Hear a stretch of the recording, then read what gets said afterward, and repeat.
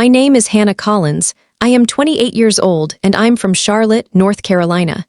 I used to believe that no matter how flawed a parent is, there's a line they won't cross. I was wrong. The night my father slapped me in front of everyone who mattered to him was the night he signed his own downfall. Have you ever been humiliated in front of a room full of people by someone who was supposed to protect you? What would you do if your own father slapped you across the face at his birthday dinner while guests laughed awkwardly and pretended not to see it? Would you scream, cry, walk away? Or would you sit there quietly, knowing something he did? What if that slap wasn't the end of your story, but the beginning of his downfall? And what happens when, just 2 weeks later, a judge looks him in the eye and takes everything he thought he controlled? Stay with me, because karma came dressed in a black robe. It was supposed to be simple: dinner, laughter, a cake with 56 candles. My dad standing at the head of the table like he always did, center of attention, glass raised, voice loud enough to own the room. We were at a private room in his favorite steakhouse in Charlotte. His business partners were there, my aunts, a few family friends who had known me since I was a child, everyone dressed well, everyone smiling, and everyone pretending. The argument started small. It always did. He made a joke about how I couldn't keep a relationship because I was too emotional. The table laughed lightly, politely. I smiled the way I've trained myself to smile when I'm uncomfortable, but then he kept going. Some people, he said, looking directly at me, don't understand loyalty. They forget who pays their bills. The room got quieter. I felt my chest tighten because I knew what he was doing. He wasn't joking. He was reminding me publicly that he believed he owned me. I calmly told him I paid my own bills. That's when his face changed. The smile disappeared. His jaw locked. The same look I'd seen behind closed doors 100 times. But this time we weren't behind closed doors. He stood up slowly, too slowly. "You don't talk to me like that," he said. I could feel 20 pairs of eyes on us. No one moved, no one interrupted. Because when you grow up around someone like him, you learn the safest position is silence. I stood too, not aggressively, not loud, just steady. "I'm not a child anymore," I said. And that's when it happened. The sound wasn't dramatic like in movies. It was sharp, flat, real, his hand across my face. For a split second, everything froze, my ears rang, my cheek burned. But what hurt more was the silence that followed. No one gasped, no one yelled, they just looked down. One of his business partners cleared his throat awkwardly. My aunt stared at her plate. The waiter, who had just walked in with the cake, slowly backed out of the room. And that was the moment I realized something. The slap wasn't about anger. It was about control. He needed the room to see it, needed them to witness what happens when someone challenges him. It was a demonstration, a warning, not just to me but to everyone watching. He expected me to cry. He expected me to apologize. He expected me to shrink. Instead, I did something he didn't expect. I didn't say a word. I didn't touch my face. I didn't storm out. I looked at him, not with fear. Not with rage, but with recognition. Because in that one public moment, he had done what years of private manipulation never could. He exposed himself. To witnesses, to colleagues. To people whose opinions mattered to him more than mine ever did. And while he thought that slap put me back in my place, it actually moved him out of his. I picked up my purse. I thanked everyone for coming, and I walked out calmly. He thought he had just embarrassed his daughter. What he didn't realize was that he had just created 20 silent witnesses. And 2 weeks later, those witnesses, and everything that slap represented, would matter more than he ever imagined. People love to say, "Why didn't you speak up sooner?" That question always sounds simple when you've never lived inside the pattern. The slap at the restaurant wasn't the beginning. It was just the first time it happened in public. Growing up, my father never needed to yell to control a room. He had a quieter weapon, humiliation disguised as jokes. If I got an A-, he'd say, "Guess we're not Harvard material after all." If I gained 5 pounds, he'd pat my shoulder and whisper, "Careful. No one likes lazy." If I disagreed with him, he'd smile that tight smile and say, "You'll understand when you're older." It sounds small when you list it out like that. But years of small things build a cage. He controlled money too, not by refusing it, but by reminding me it was his. When I was in college, he insisted on paying my tuition. I thought it was generosity. Later, I realized it was leverage. Anytime I challenged him, he'd casually say, "After everything I've done for you," that sentence was a leash. And the scary part, no one else saw it, because in public he was charming, successful, generous, the man who donated to local charities and shook hands with city officials. The guy who gave emotional birthday speeches about family above all. People don't question men like that, they question daughters. The first time he grabbed my wrist hard enough to leave a bruise, I convinced myself it was stress. The first time he called me ungrateful in front of relatives, I laughed it off. You start adjusting yourself to survive, speak softer, disagree less, smile more, you shrink slowly, so slowly you don't even notice, until one day you realize you've disappeared. After the birthday slap, people texted me privately, "I'm so sorry that happened. I had no idea. Is everything okay?" That's when it hit me. They had seen flashes before, the tension. The way I stiffened when he walked into a room, the way he cut me off mid-sentence. They saw it. They just didn't label it, because labeling it would mean confronting it. And confronting it would mean standing up to him, and most people don't stand up to power. They adjust around it. But here's the part that changed everything. That slap didn't just humiliate me. It broke the illusion. For years, his behavior lived in private spaces, kitchens, hallways, car rides home, places where it was my word against his. Now, there were witnesses. Business associates who couldn't unsee it. Family members who couldn't explain it away as father-daughter tension. People who had built professional relationships with a man who had just revealed something ugly. The pattern wasn't new.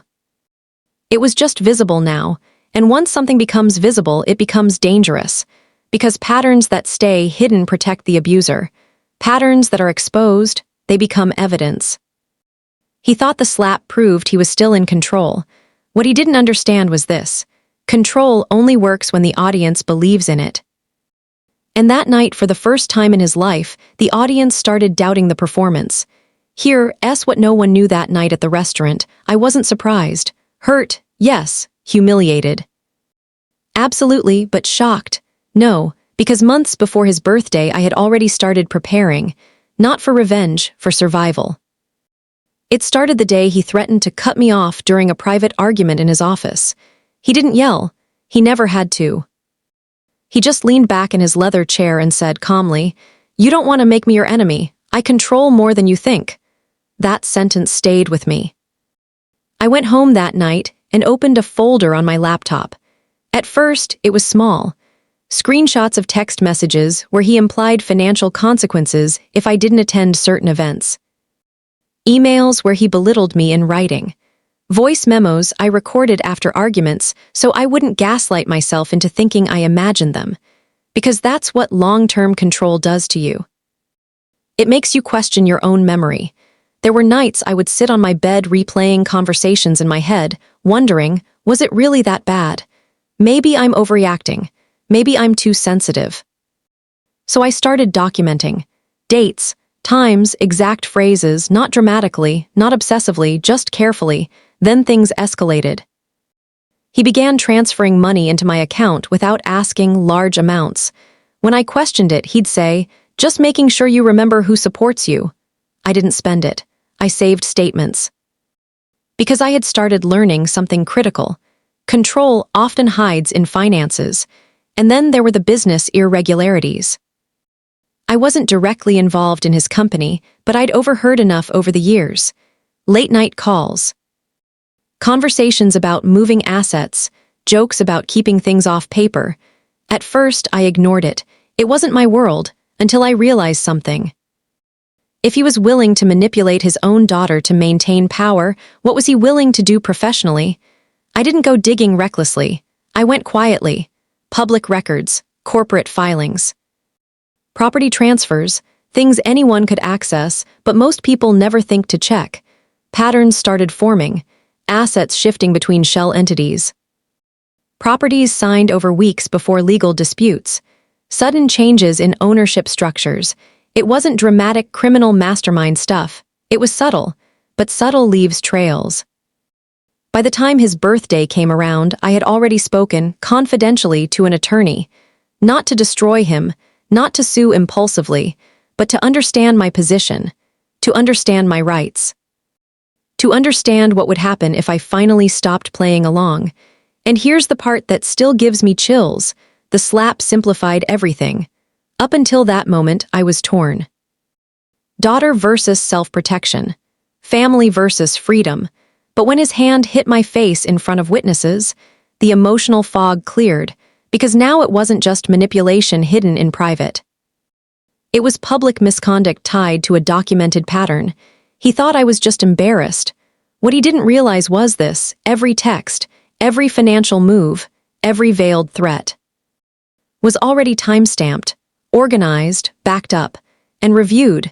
The night he raised his hand, he assumed I would retreat. He didn't know I had already built a file thick enough to stand on its own. And 2 weeks later, when legal documents were served, he finally understood something I had known for months. Silence doesn't mean weakness. Sometimes, silence means someone is collecting receipts. 2 weeks after the birthday dinner, my father walked into the courthouse like he owned it. Same tailored suit, same polished shoes, same expression that said, "This is a waste of my time."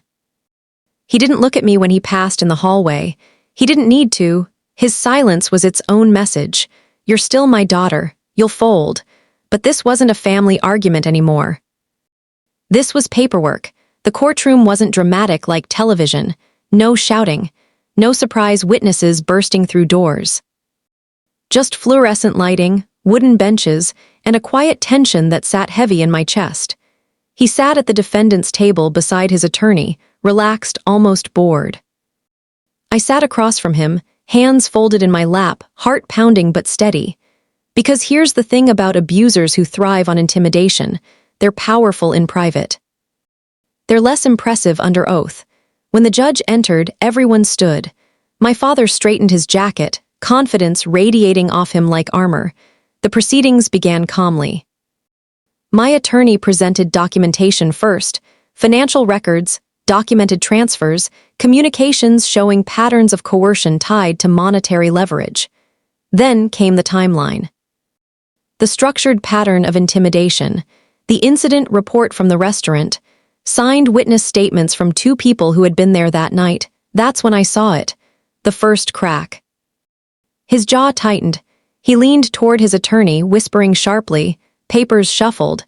His calm mask flickered. Because this wasn't emotional storytelling. This was structured evidence. The judge asked him direct questions, simple ones. Did you transfer these assets within this time frame? Are these communications yours? Can you explain this discrepancy? He tried to charm his way through it at first. Polite smiles. Controlled tone, but charm doesn't override documentation. And the more he spoke, the more defensive he sounded. Then came the moment I'll never forget. The judge paused, reviewed the file, and said in a steady voice, "Based on the evidence presented, the court finds sufficient grounds to freeze the contested assets pending further investigation." It wasn't loud. It wasn't dramatic, but it was final. Frozen assets, temporary removal of financial control, formal review of corporate transfers. In one calm statement, the foundation of his control structure cracked. He didn't look at me immediately. He stared forward, blinking slowly, like he was recalculating. For the first time in my life, I saw uncertainty on his face. Not anger, not dominance, uncertainty, because intimidation doesn't work on a judge. Volume doesn't override law. And fear doesn't hold up against documented timelines. When court adjourned, people stood and began filing out quietly. My father remained seated for a moment longer than necessary. Then he turned. And finally looked at me, not with rage, not with authority, but with something closer to disbelief. As if he couldn't process that the daughter he thought he controlled had just outmaneuvered him legally. I didn't smile. I didn't gloat. I simply held his gaze, because this wasn't about revenge. It was about balance. For years, he controlled rooms by raising his voice. That day, a judge controlled the room with a sentence. And as I walked out of that courthouse into the sunlight, one truth settled deeply in my chest. The slap was the last time he would ever use fear as currency. From that moment on, the power dynamic had shifted, and this time it was documented. The strange thing about power is this: when someone has held it for too long, they forget what it feels like not to. After the courtroom ruling, my father didn't explode. He unraveled quietly. At first, he told people it was procedural, a misunderstanding, temporary, but frozen assets aren't misunderstandings. Audits aren't temporary inconveniences, they are cracks. And cracks spread. Within days, business partners started asking questions. Meetings were postponed. A deal he had been bragging about for months suddenly fell through. People who used to call him first stopped calling. Control works like gravity. It keeps everything orbiting around you. But once gravity weakens, things drift. I didn't contact him. I didn't taunt him. I didn't post anything cryptic online. Silence was still my strategy. Then came the calls, first from my aunt. "Your dad's under a lot of stress. Maybe you should talk to him." Then from a family friend. "Can this be resolved privately?" That word, privately, almost made me laugh. For years, everything had been private. The insults, the financial threats, the manipulation. Private is where control thrives. But consequences are public. The investigation widened. Financial transfers were reviewed more closely. Questions were raised about asset movements that had nothing to do with me. And suddenly, the narrative shifted. It wasn't about a disrespectful daughter. It was about corporate accountability. He tried reaching out once, a short message. "You've made your point." That line told me everything. He still thought this was about pride, about ego, about winning. It was about safety, about autonomy, about making sure I would never again be financially cornered or emotionally leveraged. Weeks passed. His reputation, once spotless, became cautious territory. People didn't openly accuse him, but they didn't defend him either. And in his world, silence from allies was louder than criticism from enemies. The final blow wasn't explosive. It was administrative. Expanded review. Temporary removal from executive control. Mandatory financial oversight. No dramatic police escort. No scandal headlines. Just structured dismantling. And here's what hit me the hardest. He had spent decades building influence through intimidation. But intimidation doesn't survive transparency. The night he slapped me, he believed he was reinforcing authority. In reality, he accelerated scrutiny.